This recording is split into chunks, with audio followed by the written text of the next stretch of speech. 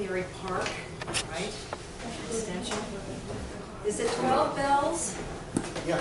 Ah, Yeah, you got half a minute. welcome. Oh joy, it is 12 bells. We'll read deeply for half an hour. Yes, breathe deeply. On this wonderful day of February, the 22nd, amazing, 2018. I was sharing with some that I took a group of students to Chicago this last weekend for a retreat. And the theme was faithfully fierce. Fierce. Fierce conversations. And it was done by a professional. So you think if you have something to say and you carry it around, it's really important to find out how to express it. And I thought, that is the life of an artist. You carry around something that is germinating. And the moment it expresses itself, you are an artist. So many of you tell me this over and over. Yes, I was thinking of this.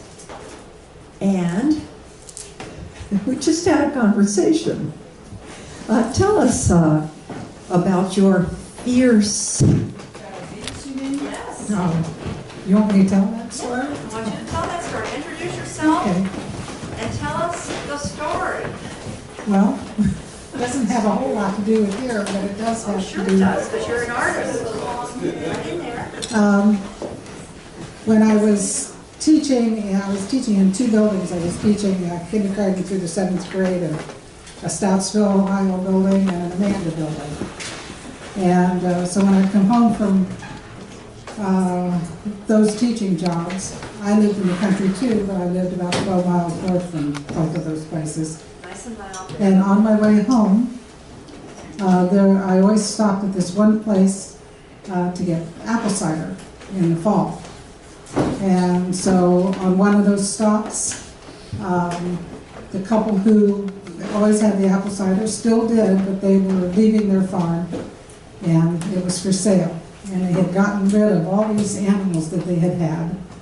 It was, they were farm animals, but they were more their pets, and they were like, just you had a menagerie, a cow, and some goats, and some sheep, and some chickens, and geese, and so on. They had 3 goslings left, and they were trying to find a home for the 3 goslings. So they knew I lived on a farm, so they asked me if I would you take these goslings? And I was reluctant, but they talked me into it, and they had a box, and they packed these into the back of my little station wagon, and I took the 3 goslings home with me. And within probably 1 to 2 years, we had up to 50 geese. And so now we're down to 10, but this was like 40 years ago, somewhere Now in that introduce territory. yourself as an artist from that. Give us your name and what you do. Well, my name's Ellie Allen, and mostly I do dry point etchings, but my background originally was in painting, and then I also do prints on silk. I love to dye silk and cotton and print on those. And so I do a number of things, but that's basically what I do. And what do you present? Pardon me? What's your art form? Well, my art form, well, you mean my subject or my art form? What are your subject? My subject are most of the things that are around me. Either those geese, which are always either underfoot, but definitely in view. And when I say underfoot, I mean in a number of ways. But So the geese and the roosters? and the roosters, I don't have chickens anymore. I used to until I had put out 100 tulip bulbs in the fall.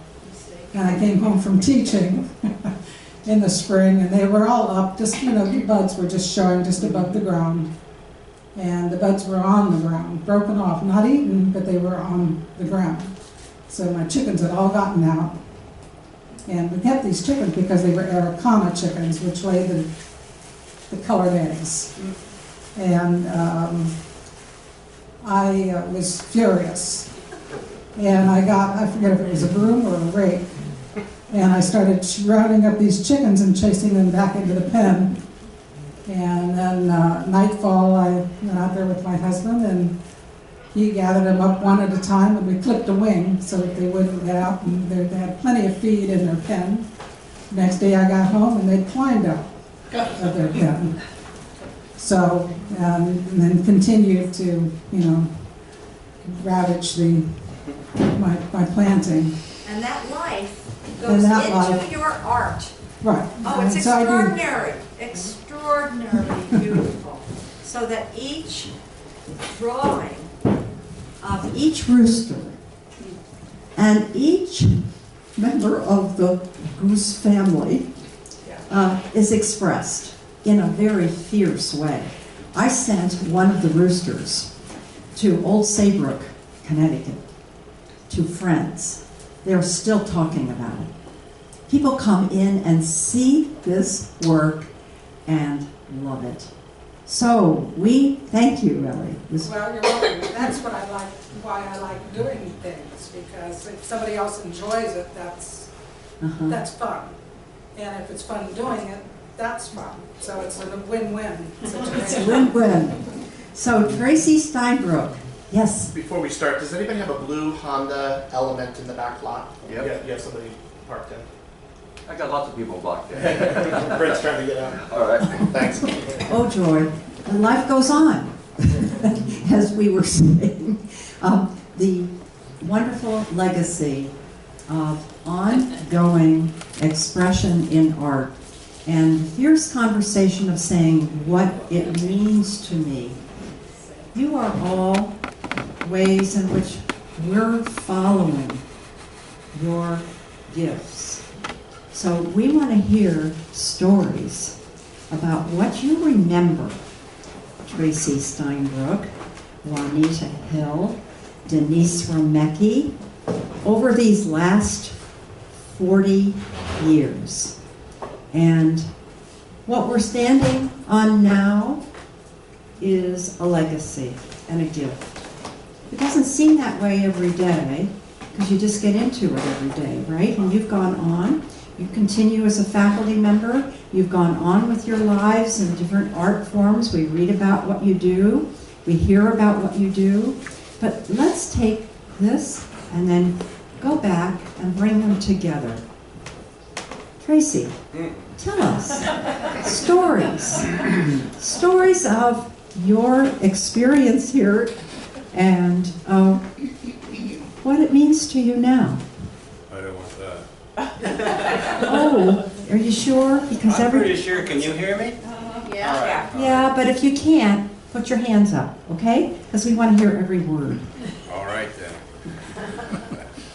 Well, I think one of the strongest memories I have of this place is the dearly departed Arlene Keel, who was here when I got here in 1984. And she, as I was just telling another person, Arlene was probably the most industrious, most creative person I know. And she worked like crazy. She was extremely generous, do anything for you. She was like having your mother here, you know? Really. She's just a wonderful person. We have that side of it, this wonderful, wonderful Arlene Keel, and then another wonderful character was Ruth Rosenthal, who was stone deaf, and a really very good artist. Didn't she do copper enameling? Yes, she did. And she was a painter, but she was cantankerous. She was just ready for a fight at all times. So I remember one time a strong-willed guy was in the class. Bill, I can't remember his name, he's a rather large guy. He was just as forceful as she was. And he got into the classroom before Ruth was able to claim her usual spot, and he took it. And so there was a fight. And Bill began to shake his palette knife at her, saying, "You get back away from here, this is my spot." So then I walked into the room, you know, it's 9 o'clock in the morning, I just had coffee. And Ruth comes over to me and said, "That man pulled a knife on me." So that's the kind of life that we had with Ruth Rosenthal. There are so many people. What, it was 1984 to 2000, when did I leave? 8? Something like that. Something like that. Yeah. I left in 7, I think you left in 8. So there are so many memorable people. My favorite, Miss Markle, is still here. There are no bad stories about her, of course.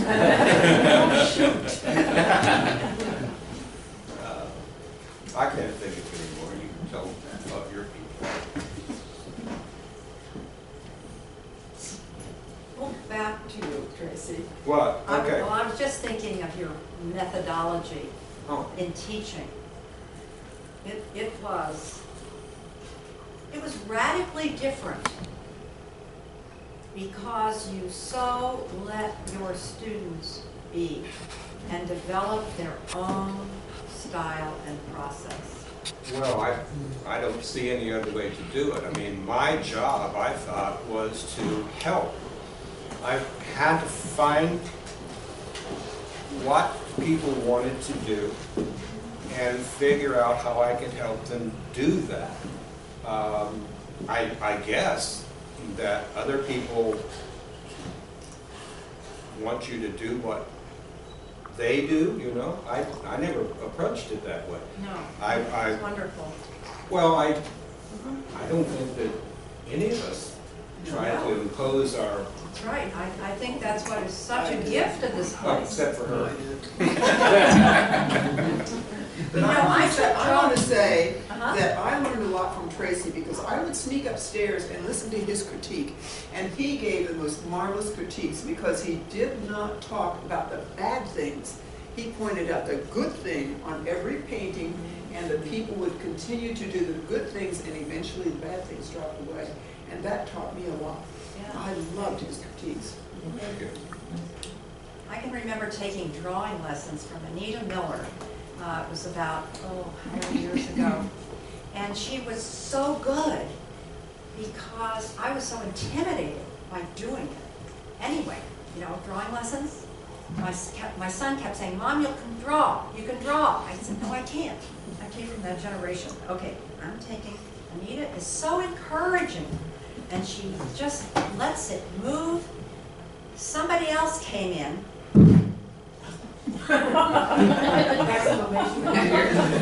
And we're all just going, ooh, because they're saying, you do this, you do this, and you better do this.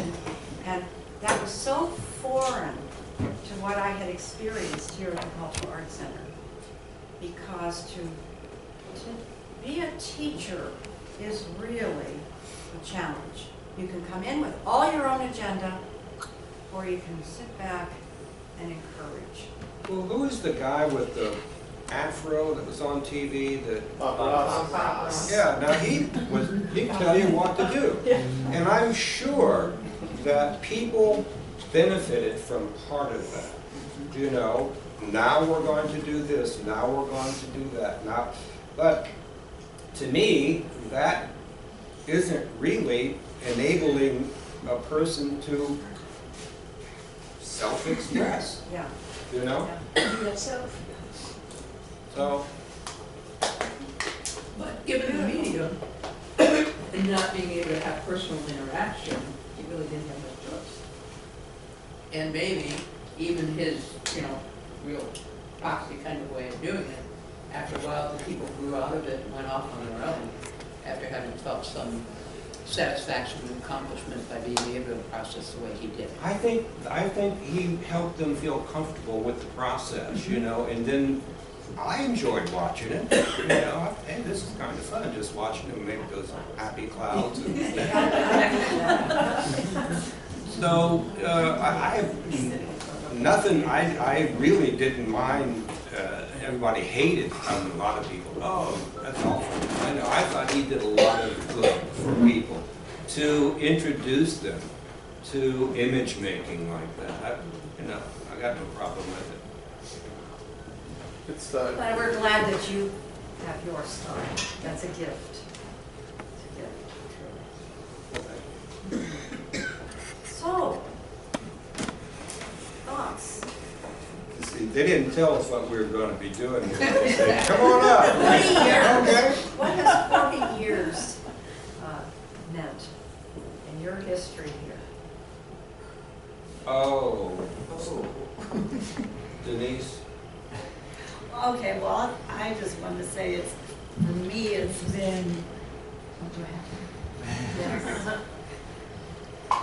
hello? Okay. For me, it's really been a blessing to work here, to have a career teaching here. I mean, how wonderful. And I feel so fortunate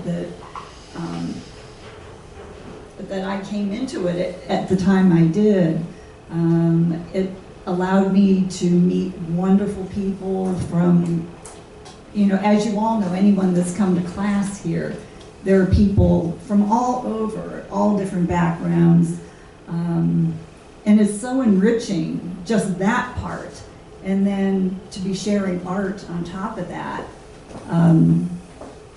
you know, was all the better. And it also helped, you know, I was taught full-time, and that was like 40 hours a week, like, you know, a regular job, except a fun job. And, but it enabled me to really keep in touch with my artwork all along. You know, rather than going to, you know, a completely separate kind of job away from the arts. So in a way, so it kind of kept building my own creative process and my own skills. So, you know, I'm grateful to all the students, all the people that have come here over the years, and to faithful volunteers like Rick Boyle, who's been with us forever and done so much. Yeah. And Tracy and I started together. We were both hired in 1980 and started at the Martin Janis Center because it had just opened. And they were looking for instructors to start the art programs there. So that's where we started out and then transitioned over to the Art Center. So that was fun. Back then I had to teach weaving, and I taught basketry, and then also the ceramics, I always did that. So, yeah, there's still some floating around out there.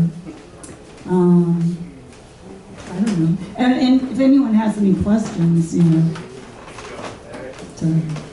I agree with you that we're all lucky. I mean, when we started here, I was on the third floor. And even in that small space, we had lots of people. But I was just very fortunate. I came every day to that studio, and that was my job, you know. And then you transferred to the second floor, and I was there every day in that wonderful studio, working with artists and paint. I'm lucky. I'm very fortunate.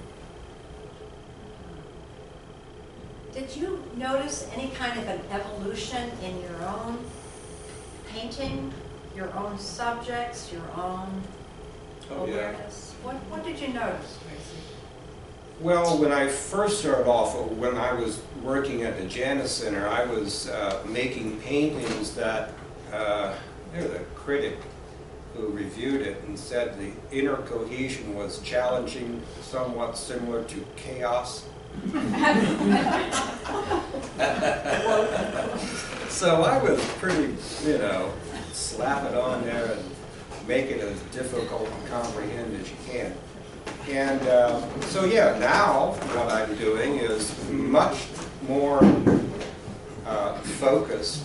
I'm doing large, I don't know if you saw the last show I had here, but that series of paintings from the Tteinbrook, Whetstone area, and then focusing finally on the surface of the water, reflection on that water, and then you can see the stuff underneath the water. I like that intersection of three things happening at one time.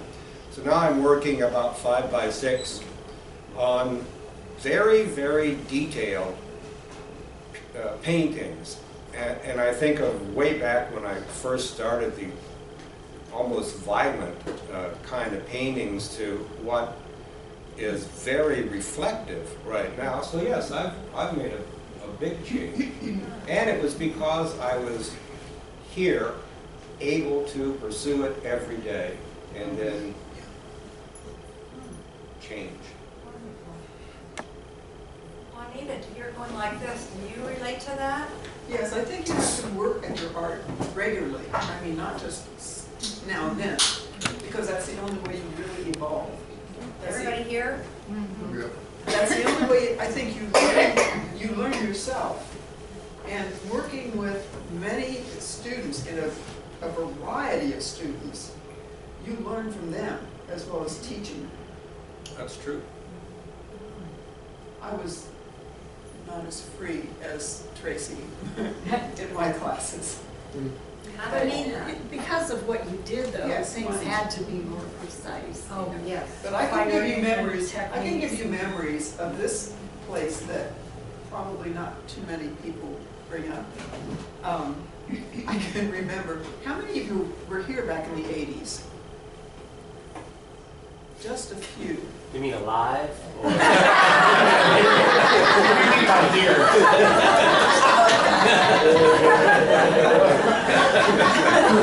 All right, Mr. Wise guy. You're the young guy. I'm 83. I remember. But when we came here to begin with, there was no Waterford Tower, so we didn't worry about parking. Everybody parked over in that grassy place. Also, we had lots of street people, and we sometimes had to clear the building at night. Oh, yeah. Yeah, I remember, what was the little blonde, her family had the funeral home? What was her name? There was a little blonde receptionist. Oh, Mary Ellen O'Shaughnessy. Mary Ellen. That little blonde, I want to tell her. A little blonde, yeah. She was so cute, and she was so tiny, and she was a receptionist, and she came here one morning and opened up, and that's when we had the old type phones where you punched a button and you got the person upstairs. And she knew nobody was in the building because she unlocked it, but there was a red button glowing. So she came up the 4th floor. It was open at that time, it wasn't locked. And here was this big, heavy street lady with her cart, and she had her feet propped up on the desk, and she was talking to California. And Mary Ellen walked her out the door. I said, "Weren't you scared?" And she said, "No, I handle horses for service." She exercised horses, and she said, "If I can handle it, 1,500-pound horse, I can handle that one." But we had incidents like that. I remember one time I came in the morning, and I was opening up, and it was a Saturday morning. I had a Saturday morning quilting class, and I came upstairs to go into the bathroom, and there stood a lady in her panties with her cart, and she was bathing. So we had some interesting things going on. I'd forgotten about that. My car was stolen one night. Oh, yeah. But once Waterford Tower came and once Mel Dodge improved across the street, that park over there.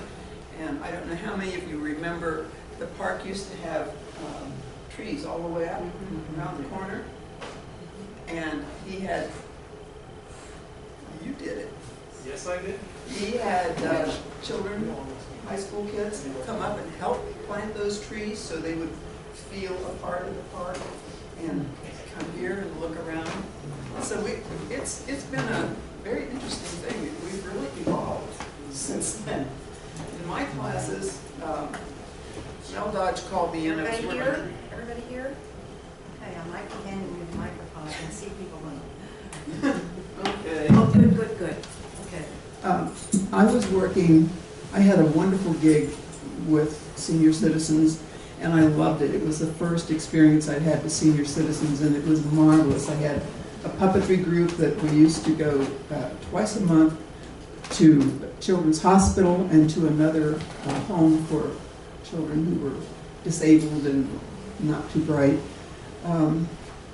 We did that. I had a group of belly dancers, senior citizen belly dancers, and we danced at Southern Hotel, and we danced at the opening of the Eastern Shopping Center. They were terrific. Don't laugh. Just conjures up an image. No, we had the full circle skirts and the tops that came down to the hip and the longer sleeves, and they did veil dancing, and they were quite lovely. And I was hosting Friday night dances at 2nd and Summit. I was the DJ. And he called me in and he said, I'm assigning you to the Cultural Arts Center. Veda Beetler had died. And I said for the first time to him, no, I'm not going there. I don't want to go there. And he said, you will start Monday. And I was almost in tears. He had assigned me some jobs before he sent me to senior citizens. It was really dangerous. And I had done what he wanted and accomplished what he wanted, and I did not want to come here. If you go downstairs to the jewelry and enameling department, you will see there are no outdoor windows, no outdoor doors. The only friend I had downstairs was the gal who did, Aline Dwyer, who did ceramics, because I had taught pottery and I had taught China painting, and so we had a connection, and that was about it, other than Tracy, but he was way up on the 3rd floor, so I never saw him. But I was really unhappy, and I didn't know that much about metalwork. So Mel said, you're a college graduate, you'll get a book this weekend on metalwork, you'll read the first chapter, and you'll teach it starting Monday, and you'll keep a chapter ahead, and you'll be fine. And I was scared silly. I knew how to turn acetylene torches on, I knew how to saw, but that was about it. So between the library and the bookstore and some workshops that I took, I finally got into the swing of it. And I remember a year after I started, I was handling about 100 students a week, and John Whalen came downstairs and he was mad. He said, they assigned 3 students to me this month, and I don't like it. And I thought, what? And you had 100, huh? Yeah. But it was great fun, and I met wonderful people. I met one student came. She was a beautiful older woman. She was in her early 60s, and I had four things that they had to do the first 8 weeks to learn. It was all techniques on how to saw and how to shape metal and how to use the torch. And when she got to the point where she was using the torch, her hand was like this. And I had to stand with her and hold her hand. By the end of that quarter, she was going up there and lighting it up. And I said, I don't understand why you were so nervous. Nobody else was. And she said, I live in Worthington and my house burned to the ground 3 months ago. And she said, thank you for getting me over my fear. I was just Fierce conversation. real. Yeah. But I had a lot of wonderful students, and I learned so much. I mean, I learned from doing nothing ever in jewelry to doing everything and trying to show techniques to everyone else. Everyone has their own style, and I felt they never should be tied down to a design. But if they had the techniques, then they could go wherever they wanted to go. What do you like doing best? I love to saw and I love to cast. I love to enamel and I love to quilt.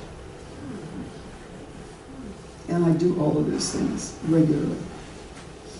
Because once you stop soldering and melting metal, you lose that edge and you screw up, putting it frankly. So it's necessary that as artists you work continually. And I'd love to see your roosters. When I was 5 years old, the rooster used to chase me out when I went in to gather eggs, and I begged my grandfather to kill it so we could eat it. That was my first sex lesson. Without the rooster, the hens won't lay the eggs. Well, I was telling Ellie that after we purchased her amazing rooster, I became, and then gave it to friends, I became more aware of them. It just helped me.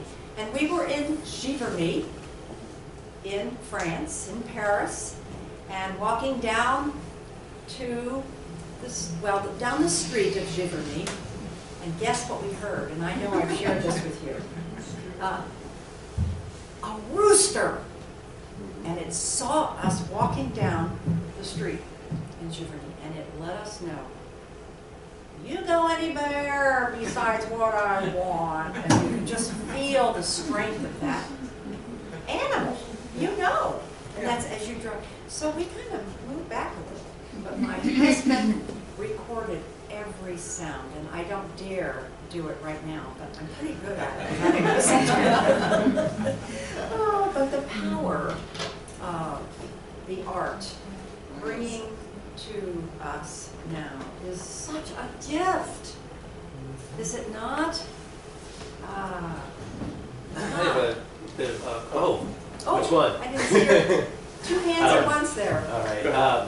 Well, I'm hearing the way that you teach, and it's actually helping reinforce the way that I'm teaching down there, showing techniques and it's not project driven at all. It's just, letting people express themselves. And I've experienced some of those conversations that don't have to deal with the art, and you see how their classes here are connecting with other things that your students are going through in their life. So any more of those stories that might pop up would be interesting to hear. But my question is about numbers.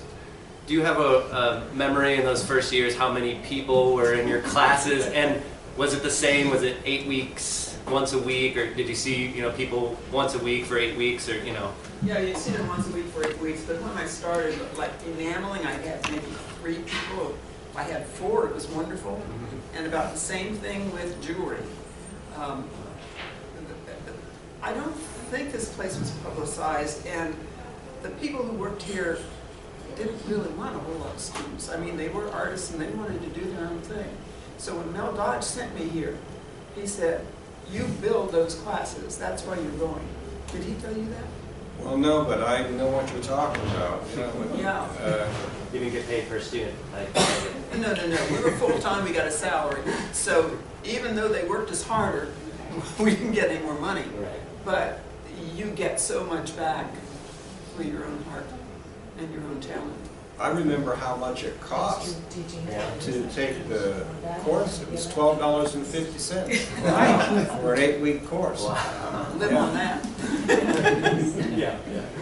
I just thought of another guy, Walter Wada. Oh, Walter! Walter. Mentioned Walter. He was a professor emeritus from Ohio State in physics. And he was, women loved him. He's 90, whatever. He was just so kind and formal to people, but he was also funny.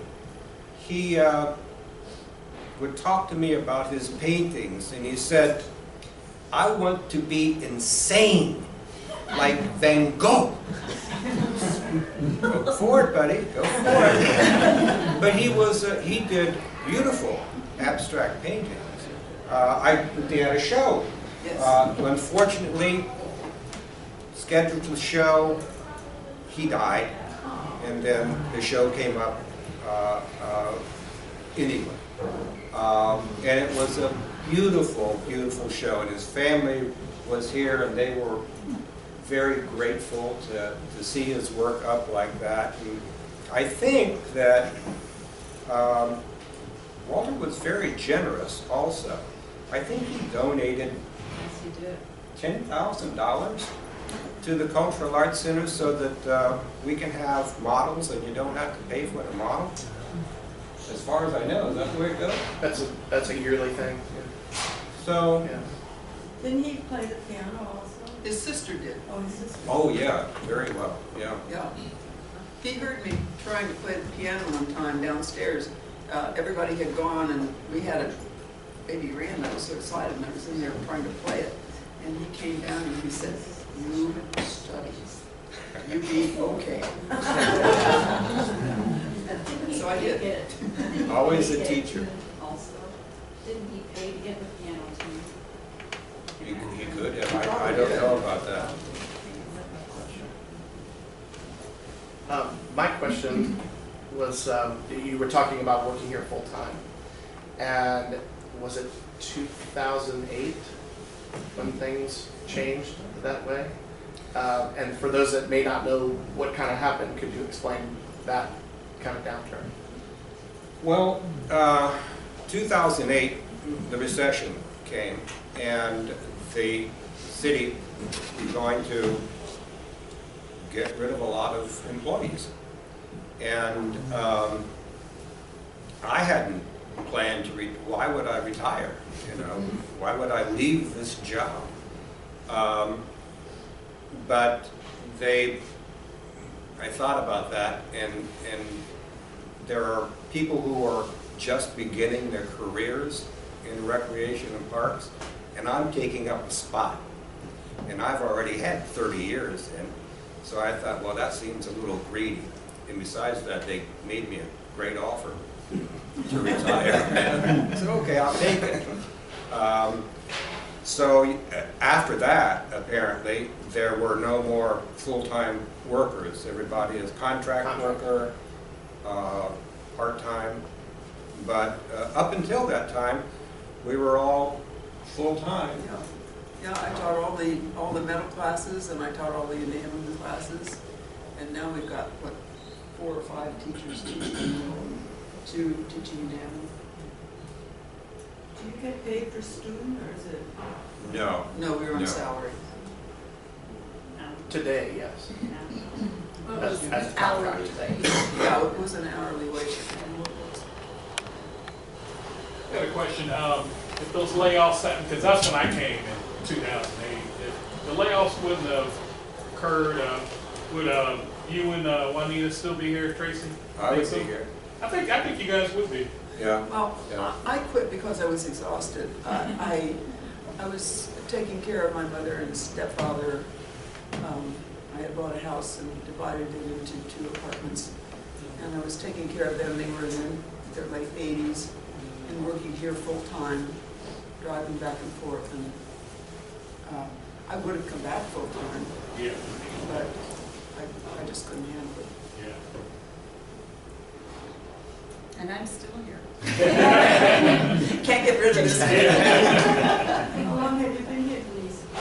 Well, because I retired when Tracy did. I was in the same situation because I was full-time and, you know, it was, if you didn't retire, they were going to ship me out to some other center. Yeah. And, well, I didn't want to leave here. So I decided to take the retirement. And then the city has this weird thing where you have to stay away so long and then you can be rehired part-time. Not at the same wage, but, so I decided to do that. Because I loved it, you know, the You didn't tell me about your program going down to Nelsonville. Taking students down to Nelsonville. Did you do that? I didn't take, a couple of times students signed up on their own. That was Logan. Oh, Logan. Logan, it was Logan Clay Place. There's a question back here. Hi. Oh, yeah, Carol went to Hi, mine. Dr. I didn't have a question. I just wanted to tell Tracy, my daughter-in-law and son got married in 2016. And that month, I came down and here are all your paintings on the walls.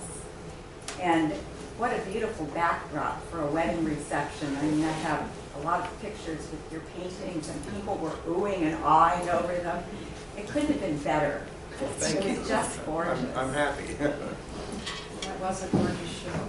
Thank you. It's like being in a forest. I live right next to it. I mean, it's my, walk my dogs every Does day. your dog walk all through those Yeah. wonderful parks? One park? How many parks? Was it the one? It was basically Adina Brook is what I follow, and Okay. Yes, yes. So I go through there with the dogs, shoot some photos, and work from that. Was it during that 2008 time that the center was going to be, they were just going to close it, right? Is that right? Oh, that's right, because there was a threat, they were threatening to close the art center. Remember that? I don't We, remember. like, everybody was on edge, not knowing what was going to happen. There was also a time back then when this was going to be turned into a facility for offices. Remember that? Yeah. We I got our remember students that. together. The students went out to City Hall and protested. Oh, yeah, we did, Oh, like, to that's city right. council. Yeah. Well, I do Good for remember the students. Yeah. when we first started here, we didn't have air conditioning and we didn't have ceiling fans. And in the summer, on the third floor here, the painting classes, they would dwindle down to like nobody, Oh, wait a minute. Well, there were a few, but we were all sweaty, I'll tell you that. And then when they built the tower, Waterford, and side story, they were building that thing and they had construction material on the top of the Waterford Tower, and a windstorm came along and blew that stuff off, and 2x4s came down and went right into the ceramics area. No one was there, but it went right through the roof, boom, boom. Split one of the tables, didn't it? Yeah, broke a table. Yeah, broke a table. To begin with, though, it was miserable up here in the summertime. And then we got the Waterford paid for the fans that we had over there, which was a little bit of an improvement. And then later on, we got the air conditioning. Well, if you like heat, there's no air conditioning downstairs in the junior studio. Or the sculpture. Right. We just sweat. Well, I remember when you were teaching children in the summertime. Those children's classes. Yes. Debbie. Debbie Oh. Jackson. Debbie This is Jackson. Debbie Jackson. I had and- children in Did you? jewelry. Yeah. And our children growing up say that they were drawn to art. Both of them are artists. They can draw, they can work with ceramics. Anne took a course at Capital University in the summertime. She just knew, she felt confident because of those summer classes. And our children were 2 and 3 years old when they took in very young children. Do you remember? I took in high school students. Yeah, I remember These were the high little school ones. kids coming. Yeah. Yeah. I remember I had Don Duncan, who was a professor at Ohio State, professor in metalworking and that sort of thing. His daughter came to me and I was really nervous. I he was upset with me. I wasn't doing a good job with his daughter. If I called him and I said, "Why are you sending me your daughter? You can teach." He said, "She won't listen to me." Well, I remember the Christmas parties. Oh, Or we had luncheons, great I guess it Christmas was. parties, yeah. And they started in the ceramic studio. It was so nice down there, just Everybody hear that? Barb? And then they Say got it so again. big, we brought them upstairs into the main gallery. Remember that? Yeah. Oh, yeah. Christmas parties. They don't do that anymore, No, huh? it disappeared. It was so nice to be with people from the other classes instead of just always being in the painting class. You were talking to people from all the other. Why did they disappear? Well, I think Jennifer Johnson kind of kept that going. And then also, the people that could come in the daytame didn't want to come at night, and then the night people, because they worked during the day, they couldn't come to the daytime Christmas thing. So there was a problem with that. Great food, though. Oh, yeah, we had some terrific food. Wonderful food. Because everybody brought something. Artistic food. Charlie Chow's wife used to make some marvelous stuff. She was good. Today it's hard to get students to come back even to the openings that we have on Friday evenings. We rarely see a student. It's always somebody from the community, and we've been banging our heads against the wall. How do we get people here? We've got free food, booze, everything. You know, we can't get people here. So I don't know what the answer is. Parking. Well, yeah, I hear that. Well, you can have it, like, I remember when I first started here, they would have, a lot of the parties would be out at like 11 o'clock, you know, like during, or during break, like at 12, you know, before people went home. You know, they would have, I remember Jennifer would have some parties then. I know a lot of the individual classes do it. Like they'll have a little get together within the class. I think. Yeah, but we used to have And big that's too things. bad it's that way, because the other way, everybody got to mix together and see. A lot of people, if they're up here, they don't come down all the way down to us, and we don't go all the way up to them. And so we pass people in the doorway, and that's about it, coming in and out. Yeah, because you remember Juanita, they used to have the big party in the gallery where everybody would bring a dish, and Yeah. there'd be like almost 100 people, Right. you know, all the students and staff. Be fun. Yeah. We had some wonderful student exhibits too over the years. And like before they were juried at all, you know, and everybody could put in like 3 pieces, and we were like overwhelmed with all the artwork. It was amazing. Jammed. But it was always so fun because, again, you never knew what was happening in the other studios, so it's always such a great time to see the other work and some great shows. One of the things that I will always, that I think is really so fulfilling coming here, because, you know, I come in from about 35 miles or so away. But it's it's been over the years, because I've been here, I think, 16 years now. But the people who have come through in the time that I have been here, and in Tracy's class in the mornings, they're like Arlene, Bill Glosser, Soraya, I don't know whatever became of Soraya. She's in real estate. She's where, New York? I see her up in, at Kroger every once in a while in Graceland. Okay. But she's a real estate agent now. Oh, okay. But some of those many people who would come through, 2 other Barbaras, you know, that used to come through. And people who would come in with from so many different backgrounds and so many refreshing ideas, you know, that maybe had been sitting and stewing all those years, but maybe they worked at something else, and they would just surface. And so when you come in, you not only be exposed to instructors like Tracy, and I was also taking a jewelry class from Chrissy Kloss, and she was very interesting, and so were all the people in that class. They come with all these different ideas and perspectives. And Jim Mason. Jim Mason, yeah.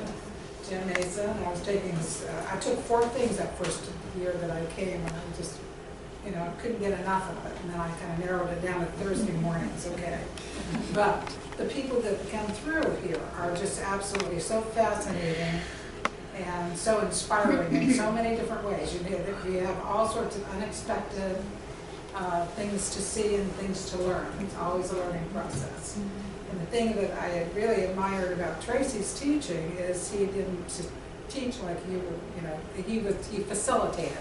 he was a facilitator, and he made it possible for people to kind of broaden their perspective about how to express themselves.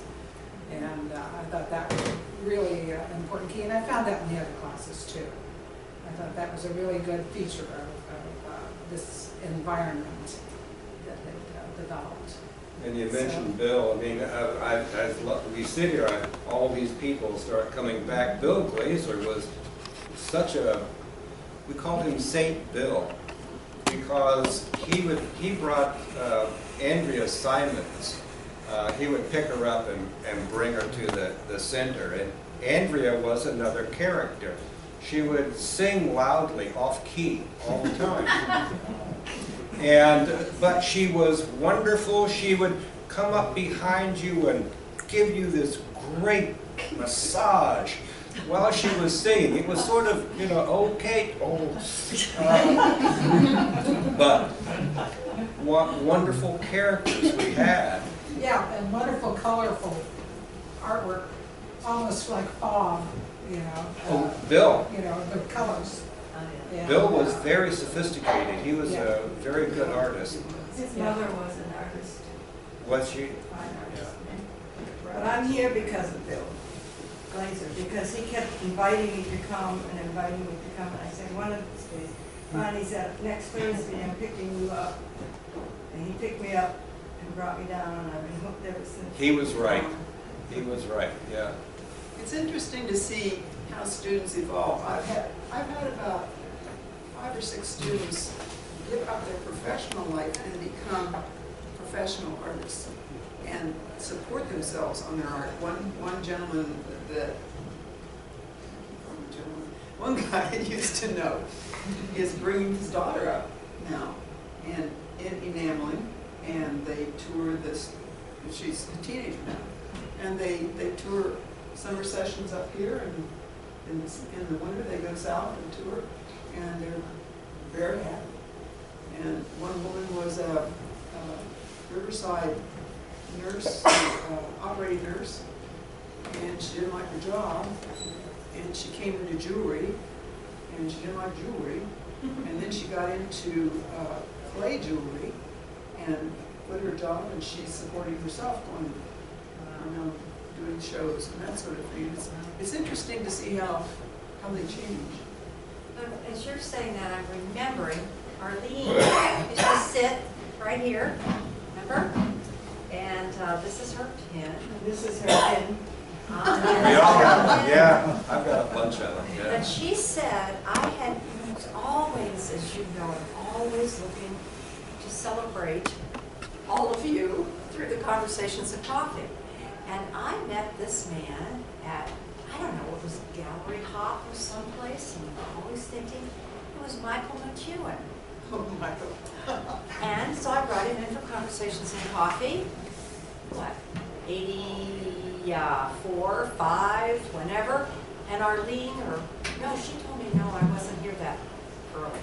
She came a little later when I was trying to remember when she said this about Michael McEwen. She said, you know what? You want to get that out there, you're good. And he's going, yeah, I guess I'm good. And of course, every place you go, there's Michael McEwen's work. But she was such an encourager, like you all are, of your students. And Eric Roush, for sure, an encourager. Encourage. So I'll encourage with one more question, if I may. I'm curious if you could sum up in a sentence or two what, over the years, with all the various students and how you taught them, and they take what you're giving them in various ways. If you could, what did it mean to be a good teacher here? It's a unique setting to teach in compared to a public school system or university teaching. So Parks and Rec teacher, when you felt that you did the job right, what did that mean to you? All three of you. Well, for me, to see what was produced, that made me feel wonderful. I saw the wonderful work that people do and see the evolution that they go through. And I was part of it. I feel really good about that. I think we all feel thrilled when we see our students suddenly blooming and becoming like adults on their own and really getting into it, and you think, maybe I triggered that. I was the trigger that made them sometimes do the sewing and the soldering and all the stuff that didn't want to do, and suddenly they're really doing things.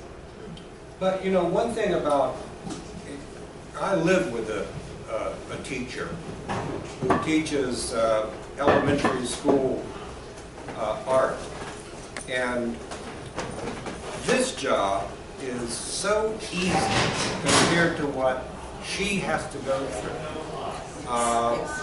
We were so fortunate. We didn't have to do half the work. Or the discipline. Or the crap they have to go through, you know? I hated teaching. I was a biological scientist, and I hated teaching high school because those kids didn't want to be in that class. They didn't want to do the homework. They didn't give a darn, really, maybe one or two. But you come here, and here are people coming in. They want to be here. They want something from you, and you give to them, and they give back. And I found that teaching, for me, people they're here because they want to be here. And a big part of the learning or developing is people just need confidence. And I found that, you know, if you nurture that, and once they kind of feel like they can make a mark or, you know, make a pinch pot or something, and no one's going to laugh at them, or, you know, it's all about just, yeah, I can do this. And then they grow from there. It's like once, because I've had people come in and afraid to make one move on their own. Just, you know, like, what do I do next? But as soon as they get the confidence, and I feel like that's been a big part of what I do is, you can do this, you know, it's in you. That's, or, you know, when they make a decision, it's like, great. I was walking down High Street one time, going to Lazarus to have lunch, and this man was walking toward me, and he grabbed my arm, and I didn't know who the devil he was. And he said, "You don't remember me, because I could only take one class from you. I took it." And he pulls out of his pocket this piece that I required them to do to learn to solder, and they hated it, but they stayed, and they did better. And he said, "I've always wanted to come back because I learned I could take 3 different pieces of metal and make this is my little piece. I've gone through law school, I'm a good lawyer, and you gave me my lucky piece." Oh, you gave me my lucky piece. How beautiful. That's one way and the best way to summarize this. You have given us so much over these years. How many? Since 1980? 84, Well, I think. 80 that you started. Well, we started at the Janus Center Yeah, in the 80. Janus Center. Yeah, I was at the Janus Center. We started the programs there, but I was on the playgrounds before that. Yeah, we were from 78, I think, we were working playgrounds, yeah. Which was fun. I liked it. But truly you are a part of the 40-year legacy.